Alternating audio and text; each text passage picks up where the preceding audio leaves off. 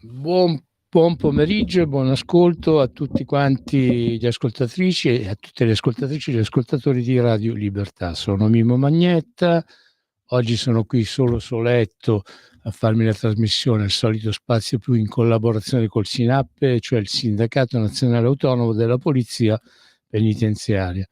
Ma hanno lasciato solo sia Antonio Fellone che anche Federico Lo Sparacazzate, sono impegnati altrove. No, scherzi a parte, ma fra un po' Antonio mi raggiungerà telefonicamente.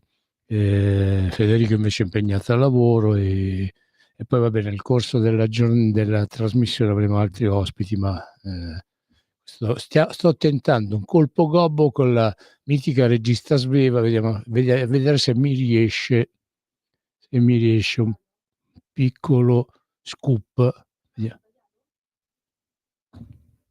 Possibile? Aspetta, solo un secondo. Sì. Sempre più liberi con La Tua Radio è il nuovo sito che mette in prima pagina opinioni, firme, notizie, uno sguardo nuovo e originale sui fatti che ci circondano. Il nuovo quotidiano online, semplicemente radiolibertà.net.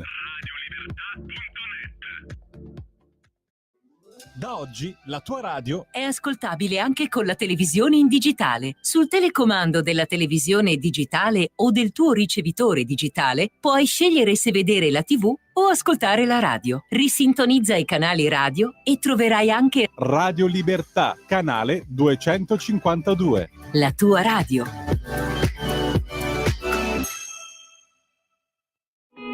In quanti ti promettono trasparenza, ma alla fine ti ritrovi sempre con la bocca chiusa e non puoi dire quello che pensi. Radio Libertà non ha filtri né censure, ascolta la gente e parla come la gente.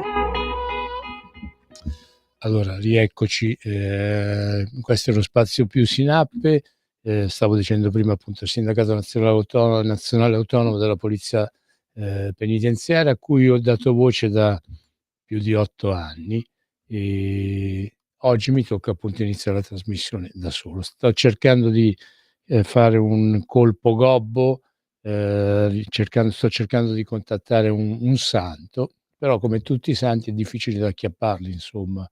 Beh, vediamo se ci riusciamo. Abbiate solo un attimo di pazienza. Appunto la regista Sveva sta cercando. Peraltro quanto è piccolo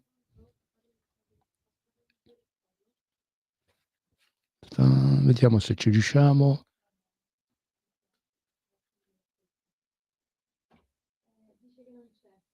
Va bene. Ok, grazie. Allora, Papa Bergoglio ci ha fatto la sorpresa a tutti di andare al carcere di Regina Coeli ieri, alla lavanda dei piedi, quella appunto che si fa il venerdì, il giorno prima del Venerdì Santo, che è oggi, no? E io stavo cercando appunto di raggiungere con i potenti mezzi di questa radio appunto il cappellano di Regina Coeli, che è padre Vittorio Trani, che io conosco da qualche tempo e che era stato anche nostro ospite qua della radio, però appunto ci sono un po' di difficoltà, vediamo insomma. Comunque appunto vi stavo dicendo che questa è la trasmissione dedicata a chi lavora nelle carceri e a chi appunto è alle prese ogni giorno con quello che è il disagio e la tristezza che appunto tante volte cioè anche che impera nelle patrie galere, e appunto questo padre Vittorio appunto è un santo che da 50 anni, perché mi diceva la regista che appunto non c'è verso, non è irraggiungibile. Sarà all'interno di Regina Coeli, perciò all'interno di Regina Coeli non è possibile contattare appunto le persone. Ti stavo dicendo che padre Vittorio è quella persona che da 50 anni in pratica opera il suo apostolato fra i carcerati, ma anche fra chi i carcerati li detiene. Cioè, una volta lui è stato vicinissimo agli agenti di custodia. Prima la polizia penitenziaria si chiamava, poi era il corpo degli agenti di polizia, cioè degli agenti di custodia, che poi appunto negli anni 90 è diventata polizia penitenziaria. Ecco, padre Vittorio è stato il cappellano sia dei detenuti che appunto degli agenti che avevano il compito di detenere queste persone, non solo degli agenti ma anche del personale civile che nel carcere di Regina Coeli ci lavora. Padre Vittorio sta carcerato, fra virgolette, a Regina Coeli da ormai 50 anni. Io penso che sia il carcerato, cioè, anzi penso che è quello che ha fatto più galera di tutti, e l'ha fatta appunto per una maniera proprio santa, perché lui ha sempre avuto una parola di conforto, e non solo una parola, ma anche azioni di conforto, perché come spesso mi son sentito ripetere da lui e anche da altri, alle anime che un religioso, che un sacerdote deve dare cura e supporto religioso, però va dato innanzitutto anche il cibo, quello che serve appunto per riempire la pancia. E padre Vittorio, oltre a dare da mangiare a tutte le persone che appunto ha accolto nel suo apostolato appunto nel carcere di Regina Coeli, le ha anche rivestite. Padre Vittorio si è fatto aiutare in questa opera anche da una suora che da poco tempo è ritornata alla casa del padre, cioè parlo di Suor Paola Dauria, che appunto è morta poco tempo fa. Ecco, lui ha seminato un sacco di bene, e quando appunto io l'ho conosciuto mi diceva: sai, io sono il cappellano sia dei reclusi ma anche e soprattutto degli agenti che operano nella polizia penitenziaria, che ripeto all'epoca si chiamavano agenti di custodia. Oggi appunto sono appunto appartenenti al corpo della polizia penitenziaria, e sono appunto quelle persone che attraverso questa trasmissione radio che io ho creato circa chiama Fellone, sì, sì, grazie. E che appunto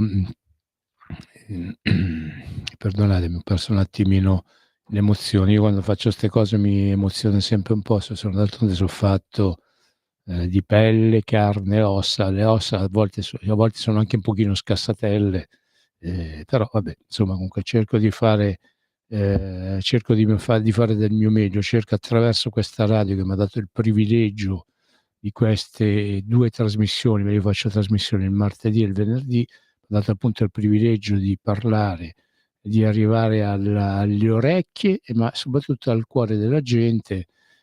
Cerco appunto di portare quella che è di portare a conoscenza di quelli che sono i fatti che appunto tanti settori della nostra vita, tanti settori del nostro paese, tanti settori anche lavorativi vivono. Insomma, ecco, appunto, fare l'agente della polizia penitenziaria oggi è diventata una cosa molto, molto complessa e molto, molto pericolosa, anche perché appunto ormai nelle patrie galere italiane abbiamo come detenuti la maggior parte di ospiti che sono appunto lì detenuti, sono persone che noi abbiamo accolto dall'altra parte del mondo, e guarda caso dall'altra parte del mondo qua in Italia ci mandano sempre più rovinati. Nelle patrie galere, che è Antonio Fellone, che fra un po' ci raggiungerà, lo potrà confermare, anzi mi dice la regista Sveva che già c'è. Antonio, buongiorno e benvenuto fra noi.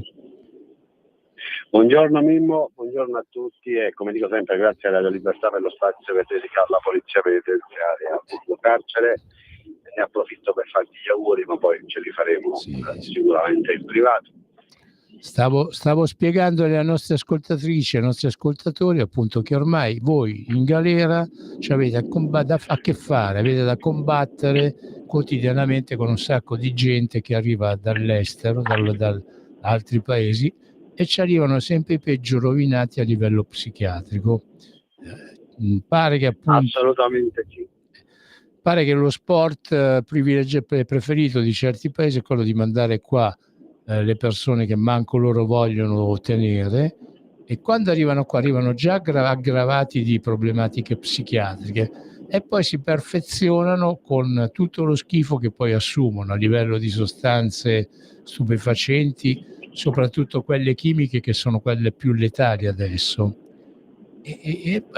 Guarda, Mimmo, sì, prego. posso? Sì, no, devi, no, puoi, devi. No, nel senso che pensavo che dovevi finire il discorso. No, allora, concordo in pieno con te. C'è da dire una cosa, come abbiamo detto già altre volte, noi abbiamo un problema abbastanza grande, che è quello relativo ai detenuti stranieri. 1/3 della popolazione detenuta è straniera. La stragrande maggioranza di questi signori arriva in Italia già con l'idea di delinquere. Molti di questi, come dicevamo la volta scorsa, hanno il cervello bruciato dalle tantissime sostanze stupefacenti che assumono nel quotidiano. Cosa accade? Che tanti di questi arrivati in Italia, la stragrande maggioranza è dedita allo spaccio di sostanze stupefacenti, quindi continuamente nel quotidiano ha a che fare con droga ed altro, la assumono, si bruciano il cervello e quando arrivano all'interno degli istituti ci arrivano veramente che sono in una situazione disastrosa e di non facile gestione. Perché come abbiamo sempre detto, quando ti devi confrontare con una persona che ha la mente sana, sa che sta scontando una pena, rispetta le regole, rispetta ciò che è previsto all'interno degli istituti penitenziari, problemi non ne hai. Ma purtroppo oggi, come dicevi tu prima, c'è un numero altissimo di detenuti psichiatrici. I detenuti psichiatrici sono coloro che comunque col tempo e con l'uso di sostanze stupefacenti hanno la mente totalmente bruciata e tu veramente fai una fatica enorme a gestirli. Perché ti chiedono l'impossibile davanti al diniego previsto dalle norme. Questi signori cosa fanno? Non è che accettano, ma aggrediscono totalmente e soprattutto fisicamente, dove comunque spesso è accaduto che hanno addirittura preso a lamettate i colleghi. Per chi non lo sapesse, all'interno degli istituti penitenziari è previsto l'uso della lametta per farsi la barba. Questi signori cosa fanno? Tolgono le lame dalla lametta e provano in qualsiasi modo a tagliarsi la faccia o qualsiasi altra parte del corpo, o magari compiono atti autolesionistici, che spesso si tagliano da soli per protesta, ma per protesta verso cose futili, 2 situazioni che tu poco puoi farci, considerando comunque ci sono delle norme, delle regole, delle leggi che vanno rispettate e il poliziotto non può infrangere la legge per dare il contentino a queste persone. Quindi perciò noi in passato abbiamo sempre detto che sono persone che andrebbero rinchiuse in strutture preparate, strutture dove magari è vista la presenza di tantissimo personale medico, sanitario. Noi siamo formati e il nostro lavoro è quello di garantire la sicurezza all'interno e all'esterno degli istituti penitenziari. È una sicurezza, Antonio, spieghiamo che è una sicurezza che voi dovete garantire per primi i detenuti, poi appunto agli operatori civili e nonché anche a voi stessi, giusto? Però cosa succede? Che come la garantite questa sicurezza? Che se poco stringete un pochino un braccio a uno, venite denunciati per tortura come torturatori e alcuni di voi vengono anche condannati, perché quando è stato nell'altra trasmissione abbiamo parlato dei tuoi colleghi di San Gimignano che hanno... Certo, assolutamente sì. Lì è stata fatta un'operazione di contenimento, io non entro nel merito perché piena fiducia nella giustizia, il mio auspicio è che comunque in Cassazione tutto venga ribaltato per i colleghi ovviamente, però a volte sei costretto a fare un intervento più massiccio, cioè noi abbiamo l'uso consentito della forza, solo che abbiamo una manna che è il reato di tortura. No, la manna, Antonio, la mannaia, quale manna? Oh. No, la mannaia. La manna. Comunque detto questo, finché non viene modificato questo reato di tortura, che ad oggi è abbastanza, come posso dire, non voglio dire una cavolata, quindi mi prendo il mio tempo, diciamo è interpretabile, certo. È interpretabile, ok? E questa interpretabilità dobbiamo togliere, Certo. cioè dobbiamo noi, chi è detto a fare queste cose, chi è preposto a fare queste cose, dovrebbe cambiare la norma, perché oggi la norma è molto ampia e quindi può essere gestita in tanti modi. Invece andrebbe un attimo rivista proprio a tutela delle forze di polizia, perché altrimenti tu oggi come oggi non puoi operare, perché arriva il primo giudice che magari secondo lui è così e ti sa che ti rinvia giudizio per tortura e per processo per tortura, e sappiamo che le pene sono abbastanza severe, Certo. quindi su questo bisognerebbe lavorare. Abbiamo spiegato che ogni agente della polizia penitenziaria, o donna o uomo che sia, se subisce una denuncia praticamente ha il blocco immediato della carriera e peraltro fino a poco tempo fa, se non era appunto per il senatore Ostellari. No, Mimmo, ti correggo, mi permetto di farlo semplicemente perché siamo amici. Con il nuovo decreto sicurezza non è proprio più così, semplicemente che c'è la tutela legale. Certo. Con la tutela legale sappiamo bene che uno paga tutto lo Stato fino a sentenza definitiva e restituisce i soldi del sei condannato, ma invece se c'è il soldo è tutto a spese dello Stato. Due, non c'è più la sospensione cautelare, perché fino ad oggi c'era la sospensione preventiva e cautelare, ad oggi non c'è più. Prima fai tutti i gradi di giudizio e se è sbagliato ovviamente ti assumi le responsabilità. Se non hai fatto nulla, come spesso accade, comunque continui ad andare avanti col tuo lavoro. No, qualche tempo fa era come dicevi tu, ma nel nuovo decreto sicurezza è stata prevista anche questa cosa che è veramente un qualcosa di eccezionale, ottimo, a tutela delle forze di polizia. Io stavo dicendo che è merito del sottosegretario alla giustizia della Lega Andrea Ostellari, perché questo appunto quando i governanti fanno qualcosa di buono bisogna riconoscerglielo, insomma, se no... Assolutamente sì, la tutela legale è stata voluta fortemente dal sottosegretario Ostellari insieme al sottosegretario agli interni Nicola Molteni. È stato fatto un grandissimo lavoro e veramente hanno portato a casa un ottimo risultato.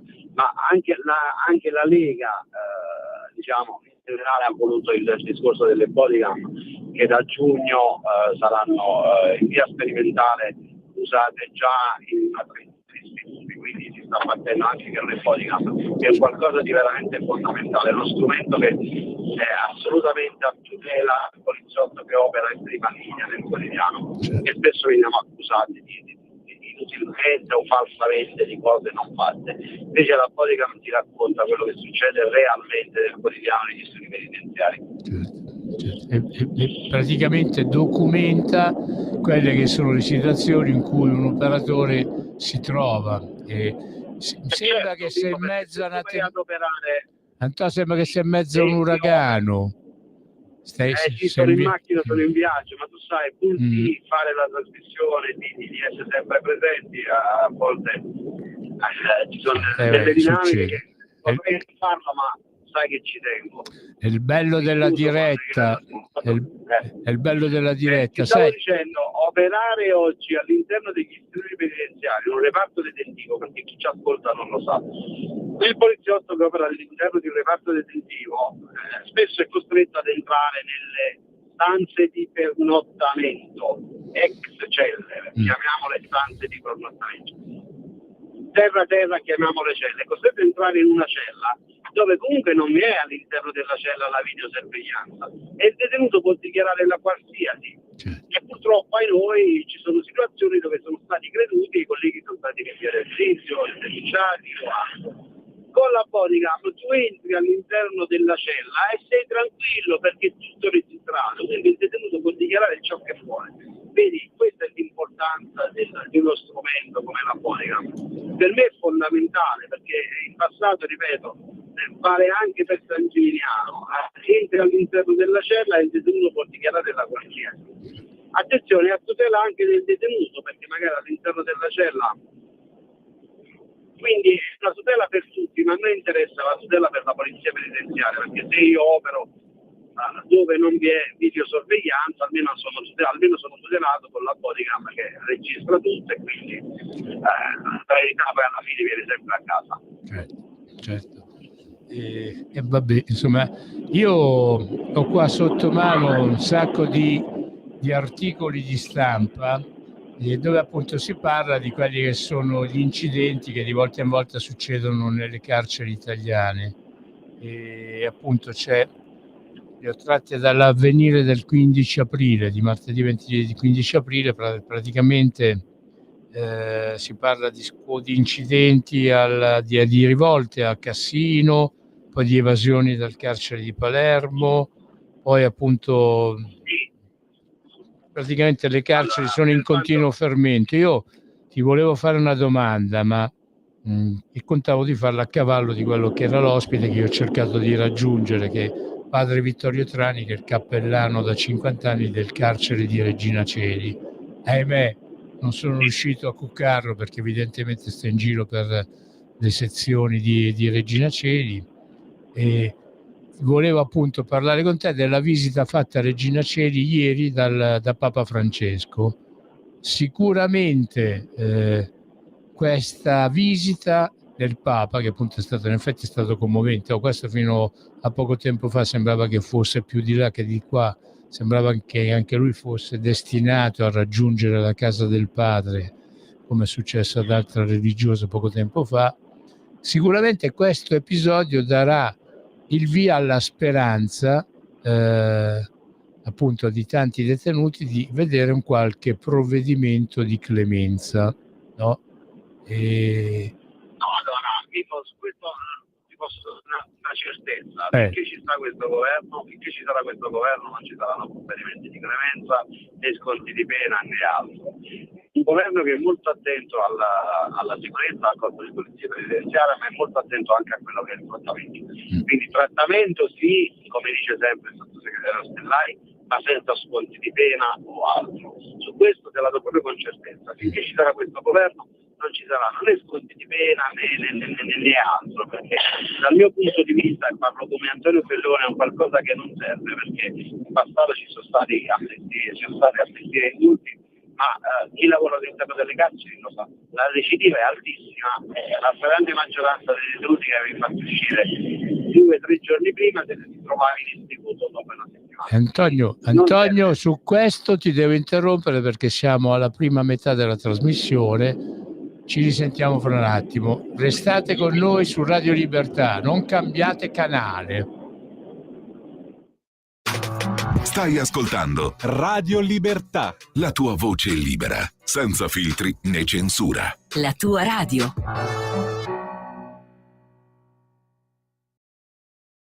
sempre più liberi. Con La tua radio è il nuovo sito che mette in prima pagina opinioni, firme, notizie, uno sguardo nuovo e originale sui fatti che ci circondano. Il nuovo quotidiano online. Semplicemente radiolibertà.net.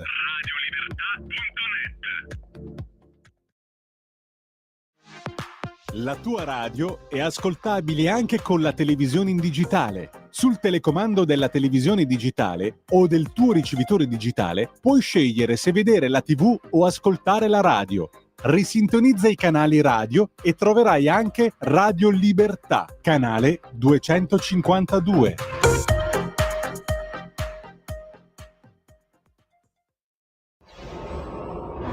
Radio Libertà. Veniamo da una lunga storia e andiamo incontro al futuro con spirito libero per ascoltare tutti e per dare voce a tutti.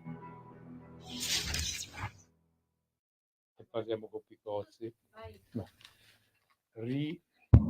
Rieccoci, questo è sempre lo spazio più Sinappe del venerdì, lo spazio in cui si parla appunto delle problematiche dei lavoratori che nelle prigioni appunto in pratica che consumano la loro esistenza lavorando in prigione. Il più delle volte ci lavorano appunto in condizioni veramente precarie. Cioè, io l'ho sempre detto che a volte gli operatori sia militari sia in divisa, che perché appunto ormai la polizia penitenziaria non sono più militari, ma sono in divisa, e sia quelli in civile praticamente lavorano in una situazione veramente che c'ha poco da invidiare a chi nelle prigioni invece ci sta per scontare delle pene per i reati commessi. Abbiamo con noi il dottor Francesco Picozzi. Buongiorno Francesco, benvenuto a Radio Libertà. Tutto bene? Buongiorno a te, buongiorno a tutti gli ascoltatori e le ascoltatrici e buona Pasqua in anticipo. Grazie Francesco. Con noi dovremmo avere ancora, se non ce lo siamo persi per strada, Antonio Fellone. Antonio, ci sei ancora? Sì, per alcuni minuti ci sono ancora, poi vi lascio in grandissima compagnia di Francesco. Ciao Francesco. Ciao Antonio. Antonio, mi sa... Volevo solo aggiungere una cosa, Mimmo. Poi, sì, rapido, perché dato che il collegamento è una fetenzia, aggiungi e così ti lasciamo subito. Sono in auto, sto guidando, sono in viaggio. Ci tenevo solo a dire, sì, c'è stata la rivolta a Cassino, dove sono stati allontanati 45 detenuti, come c'è stata una rivolta a Piacenza, dove sono stati allontanati ulteriori 10 detenuti. Io ieri dai social ho fatto un appello, ovviamente alla magistratura affinché venga applicato quanto previsto dal decreto sicurezza. Ma io ne sono certo perché in Italia abbiamo un'ottima magistratura, quindi c'è Antonio, adesso, sei serio o sei ironico? Antonio Fellone, sei serio o sei ironico? Pronto? Dico, sei serio? No, io ho una grandissima fiducia nella magistratura. Guarda, Mimmo, io ho una grandissima fiducia. Quindi c'è una norma, va applicata, e sono certo che con un ottimo lavoro fatto anche dalla polizia penitenziaria, diciamo che un freno alle rivolte si può mettere tranquillamente. Detto ciò, vi lascio a Francesco, ti faccio i miei migliori auguri di Pasqua a te, alla tua famiglia Mimmo, a tutta la famiglia di Radio Libertà, alla regia e a tutti i nostri ascoltatori e soprattutto a tutti i colleghi che in questi giorni comunque esplederanno servizio. Certo. Quindi buona Pasqua a tutti, buona continuazione di trasmissione e viva sempre la polizia penitenziaria. Grazie Antonio Fellone, segretario generale aggiunto del SINAP, il Sindacato Nazionale Autonomo della Polizia Penitenziaria, nonché capo dipartimento per quanto riguarda la Lega per la Polizia Penitenziaria e le carceri, e nonché appunto assistente del sottosegretario alla giustizia Andrea Ostellari. Ciao Antonio, buone feste anche a te. Riposati perché comunque sia un riposo meritato. Ciao. E caro Francesco Picozzi, appunto, tu cosa ne pensi di quello che ha appena detto il nostro Antonio? Tu sei così fiducioso nel fatto che appunto la giustizia, i giudici applichino alla lettera quello che è il decreto sicurezza, oppure io qualche titubanza ce l'ho, perché visto che noi viviamo in un paese in cui c'è la libera interpretazione, il libero convincimento, insomma noi viviamo in un paese in cui non solo alcuni giudici, alcuna certa magistratura, ma anche certi direttori, per esempio, degli istituti penitenziari hanno un modo tutto loro particolare di applicare le leggi. Tant'è che noi appunto abbiamo avuto, c'è stata una circolare ministeriale che ordinava la chiusura, per esempio, dei detenuti, il blocco ormai della libera circolazione nelle carceri di tutti quanti i detenuti. E però ci sono stati detenuti, cioè direttori che l'hanno applicata alla lettera e altri invece che se ne sono fottuti. Tu cosa ne pensi? Ma allora guarda, io in generale il tema della legge, della sua interpretazione, se vogliamo, è risalente veramente, non certo ad oggi, è un problema generale. Ormai ci hanno scritto, possiamo dire, qualche decina di migliaia di pagine studiosi autorevoli. È un problema che si riscontra in tutti i paesi, non solo in Italia, dove più, dove meno. Per esempio in Italia negli ultimi anni sono state proprio elaborate delle teorie, sono state fatte delle analisi, elaborate delle teorie da studiosi importanti. Penso ad esempio a uno studioso che si chiama Luigi Ferraioli, che parla di creazionismo giudiziario, proprio per indicare il fatto che i giudici, si rileva tra i giudici una tendenza a usare l'interpretazione in modo così ampio tanto da farla diventare quasi creativa di nuove norme. Quindi questo è un problema che c'è e viene discusso tanto da un punto di vista appunto eminentemente pratico, come ne avete discusso voi. Io mi scuso, ma ho sentito proprio solo gli ultimissimi minuti, quindi non ho idea poi della grossa parte della trasmissione, però rimango aderente alla tua domanda. Sì. Ma questo problema è anche proprio discusso a livelli teorici molto approfonditi, quindi non è certamente una questione che riguarda solo il settore penitenziario. Diciamo una cosa: quando il problema ci si trova di fronte a una legge, può succedere e succede che talora sia la legge stessa ad essere obiettivamente ambigua o proprio scritta in modo che qualunque persona obiettivamente si porrebbe il dubbio, e quindi diciamo sono casi in cui potremmo riassumere e dire è una legge scritta male perché non fa capire al lettore cosa vuole dire in modo preciso e inequivocabile. Quando questo succede nel campo amministrativo, un rimedio c'è, nel senso che c'è l'amministrazione centrale, come può essere l'esempio dell'amministrazione penitenziaria, ma vale anche un po' per tutte le amministrazioni generali, che poi può fare una circolare. Nel campo penitenziario sono molto famose le circolari del DAP, e quindi dare poi un'omogeneità interpretativa, cioè dire a tutti gli istituti penitenziari: guardate che quell'articolo di legge va inteso nel modo X e non nel modo Y. E così diciamo si ristabilisce un criterio di eguaglianza in tutti gli istituti penitenziari. Quando ad applicarla sono i giudici è un po' più complesso, ma comunque un rimedio è comunque previsto, perché si va per gradi di giudizio fino ad arrivare alla Corte di Cassazione, che poi svolge quell'attività di garantire un'interpretazione uniforme del diritto su tutto il territorio nazionale. Poi questo, diciamo, una struttura che mira a risolvere anche questo problema di cui abbiamo parlato adesso.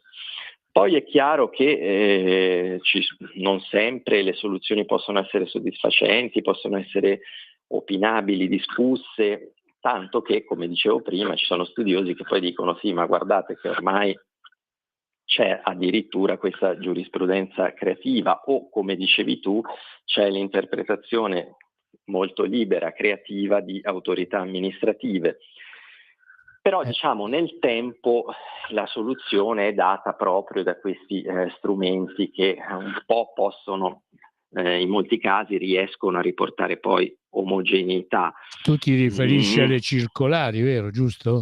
Beh, sì, quando parliamo di amministrazione abbiamo le circolari, quindi le amministrazioni centrali un po' in tutti i settori possono adottare tramite le circolari, dicono a tutti i loro uffici come va interpretata una certa norma, e quindi gli uffici a quel punto si devono adeguare a quell'interpretazione, e quindi si risolve un po' il problema. E per i giudici chiaramente è più complicato, perché c'è la Corte di Cassazione che si deve pronunciare più volte, poi all'interno della stessa Corte di Cassazione possono nascere delle opinioni divergenti e si può andare addirittura davanti alle sezioni unite, ma addirittura anche le stesse sezioni unite poi, quando adottano una soluzione, non mi nascondo dietro alla tua domanda, ci sono casi in cui, come per esempio quello del sovraffollamento carcerario, in cui le stesse sezioni unite arrivano a soluzioni che non sono molto persuasive. Vi faccio un esempio concreto, così ci capiamo, faccio capire meglio, perché mi rendo conto di avere parlato molto in teoria, ecco, finora. E calcola che il nostro pubblico è composto da gente parecchio semplice, che vuole dire pane al pane e vino al vino, perciò vediamo un attimino di fare a capirci. Ecco, no, è giusto, però diciamo il problema è complicato, quindi mette male inquadrarlo bianco o nero, però diciamo questo: il caso del sovraffollamento che io ho studiato abbastanza negli anni, è un po' un esempio, no? In cui ci siamo trovati di fronte a una situazione complessa, perché i giudici italiani, per stabilire se c'è un caso di sovraffollamento così grave da ledere i diritti umani del detenuto e quindi dare luogo e diritto a un risarcimento del danno che subisce il detenuto, devono applicare le regole stabilite dalla Corte europea dei diritti dell'uomo. Ora, la Corte europea dei diritti dell'uomo, in estrema sintesi, cosa ha stabilito? Che ogni detenuto deve avere almeno 3 metri quadrati all'interno della cella e che questo spazio si calcola escludendo la superficie dei sanitari e del bagno, ma includendo lo spazio occupato dai mobili. Questa mi sembrerebbe una regola abbastanza chiara per calcolare questi 3 metri quadrati. E tutto è accaduto a seguito della sentenza Torreggiani, che è stato appunto in pratica il ricorso che fece questo detenuto, appunto dicendo che appunto lui non c'aveva nemmeno lo spazio, non c'aveva manco l'aria per respirare. Loro figuriamoci appunto chi appunto invece ci lavora. Vabbè, lì dopo ci dobbiamo aggiungere anche il discorso della carenza d'organico, che è un problema che serve a complicare quello che è la vita nelle prigioni italiane. Perdonami l'interruzione. No, su questo sono d'accordo, proprio per farti un esempio di caso di interpretazione che fa discutere della legge, no? Che fa discutere anche proprio sulle riviste di diritto. Di fronte a quella regola che a me sembrerebbe chiara della Corte europea dei diritti dell'uomo, i nostri giudici, compresa la Corte di Cassazione, sostengono che applicando la regola stabilita dalla Corte europea, praticamente calcolano lo spazio all'interno delle celle non tenendo conto dell'area del bagno e dei sanitari, e quello lo dice esplicitamente la Corte, e non tengono nemmeno conto dello spazio occupato dai letti e dagli armadietti. Perché fanno questo? Perché abbiamo appena visto che la Corte europea ha detto che invece lo spazio occupato dai mobili si deve calcolare. Ma i nostri giudici interpretano questa frase della Corte europea dei diritti dell'uomo e dicono: però attenzione, la parola mobile, sia in italiano che in francese, lingua nella quale è scritta la sentenza, indica un oggetto che si può spostare facilmente, dunque una sedia, un piccolo tavolo e anche un letto singolo probabilmente sono oggetti che si possono spostare facilmente. Al contrario, gli armadi o i letti a castello non possono essere spostati facilmente, dunque né in italiano né in francese possono essere definiti mobili. Ora, qui vediamo un caso proprio di interpretazione che secondo me e secondo studiosi del settore è un po' creativa, cioè non è una vera applicazione della giurisprudenza della Corte europea dei diritti dell'uomo, è più una sua modificazione. Sì. E questo comporta che vengono accolti in Italia molti più reclami per sovraffollamento di quanti se ne accoglierebbero se si applicasse in maniera pedissequa la giurisprudenza della Corte europea dei diritti dell'uomo. Ho fatto un esempio proprio su una cosa concreta, una cosa di arredamento, secondo me qualunque cittadino lo può capire. Perdonami Francesco, forse su alcuni istituti penitenziari, quelli che per esempio sono stati fatti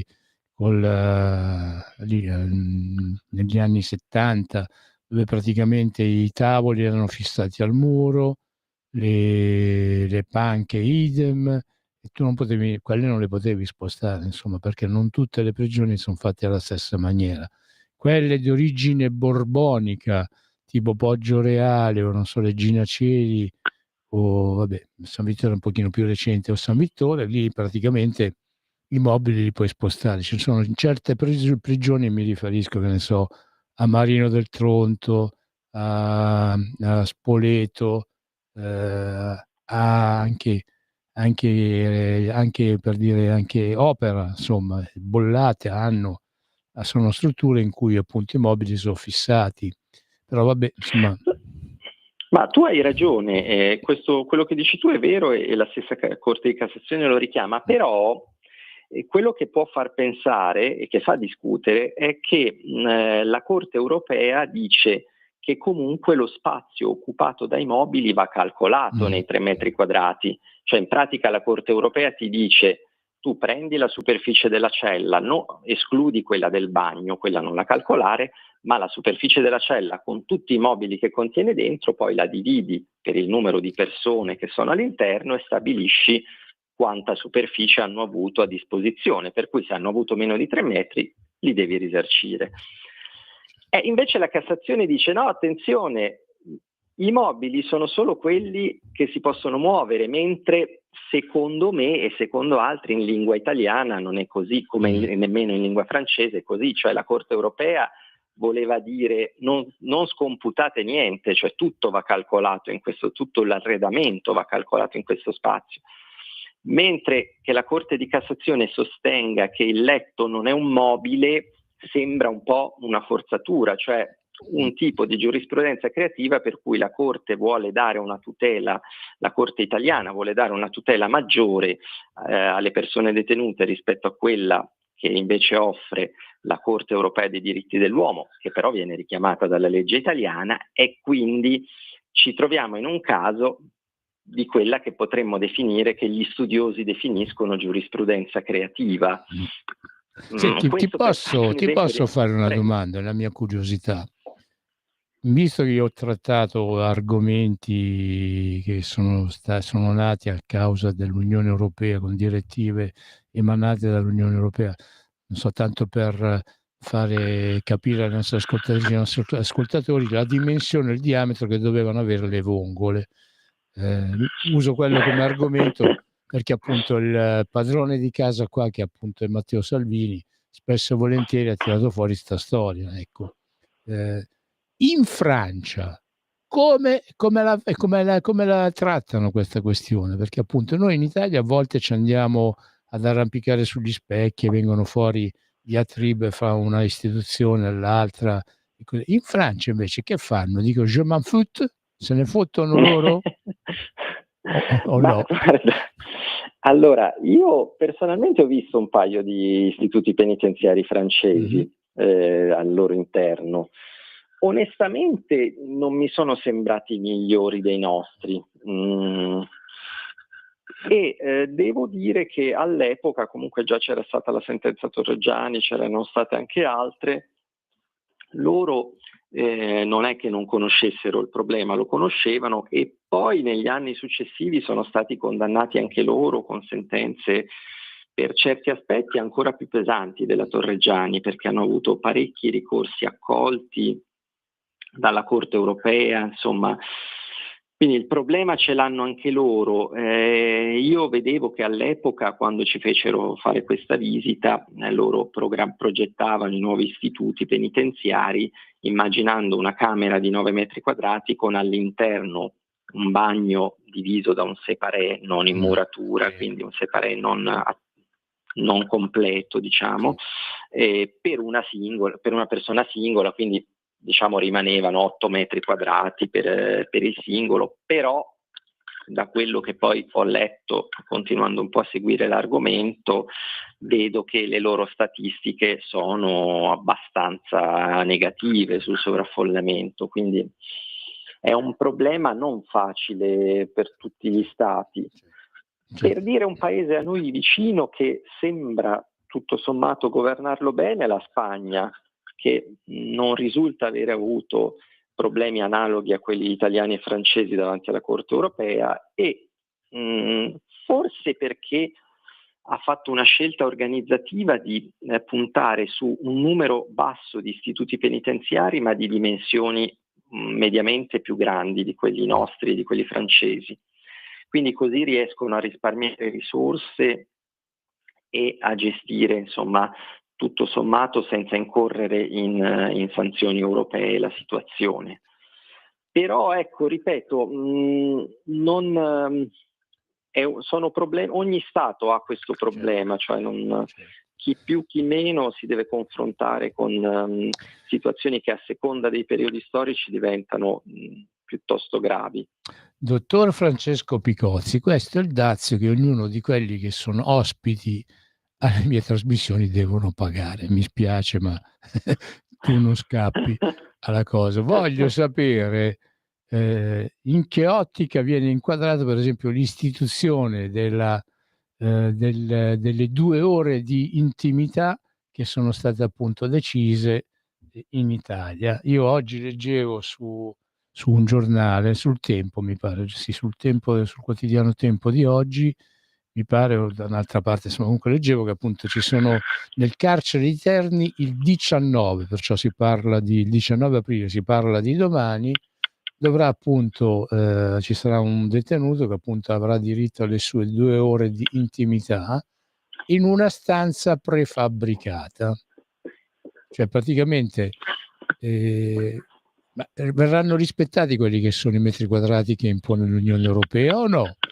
O verrà fuori qualche altra sentenza? Questo ad oggi non lo sappiamo, vedremo.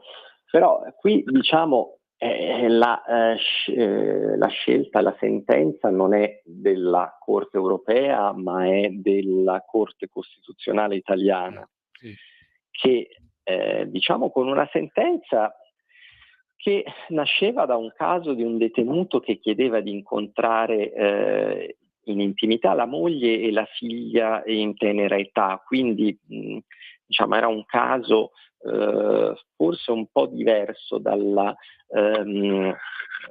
quantomeno che metteva in primo luogo una visuale un pochino diversa da quella sulla quale poi si è orientata la Corte Costituzionale, in cui poi tutto il dibattito è andato ad orientarsi. Però diciamo la Corte Costituzionale ha ritenuto che, insomma, con un'ampia interpretazione di ricavare dalla Costituzione questo principio, e poi ha dettato anche delle regole piuttosto dettagliate, ha fatto quasi una sentenza di tipo legislativo, se vogliamo, è entrata parecchio nella sfera discrezionale del legislatore, dettando dei criteri piuttosto specifici, anche se non esaustivi di ogni ambito di interpretazione. Quindi i problemi interpretativi permangono.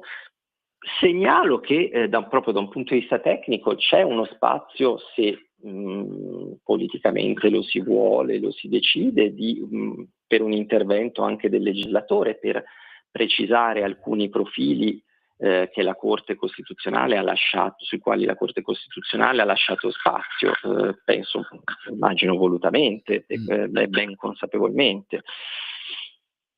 Certo, però dobbiamo tenere conto che comunque la sentenza c'è, quindi anche chi magari a livello culturale suo sarebbe contrario a questa idea, ora è un dato di fatto che la sentenza c'è e è aperto in quella direzione. Quindi si possono fare degli aggiustamenti, degli adattamenti, delle precisazioni, però la decisione della Corte Costituzionale quella è e non può essere elusa. Quindi ecco, questo è un altro dei casi. Chiudo veramente sì, con 20 secondi proprio, sì, ti rubo ancora.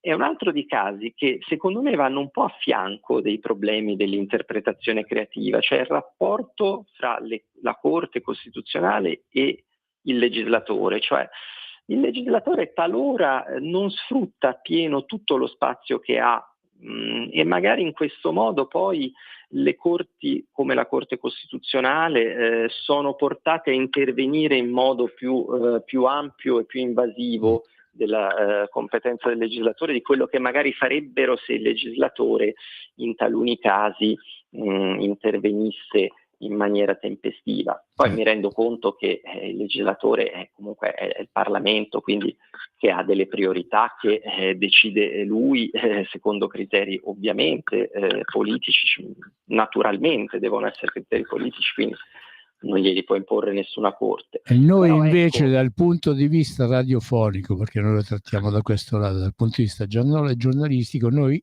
su questo argomento ci dovremo ritornare, perché secondo me ne verranno fuori di bello, insomma, perché Sicuramente poi ci saranno, secondo me, ulteriori ricorsi, ci saranno problematiche appunto anche di concretizzazione di questa che è una legge, perché a me piace che qua tante volte in Italia il legislatore fa le leggi, però fa a cazzotti con quello che poi è la possibilità di attuarle, di concretizzarle. Ne convieni anche tu, Francesco?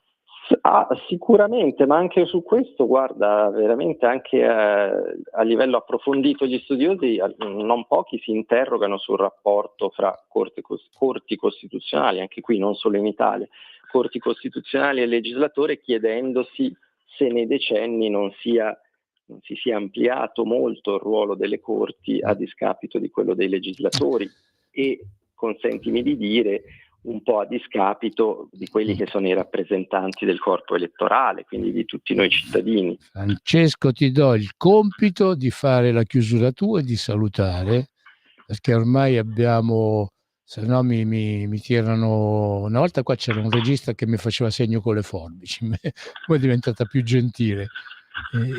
Però appunto ci sentiamo, cioè sicuramente sarai ancora nostro ospite per appunto chiarire e specificare queste cose. Dai, a te i saluti adesso.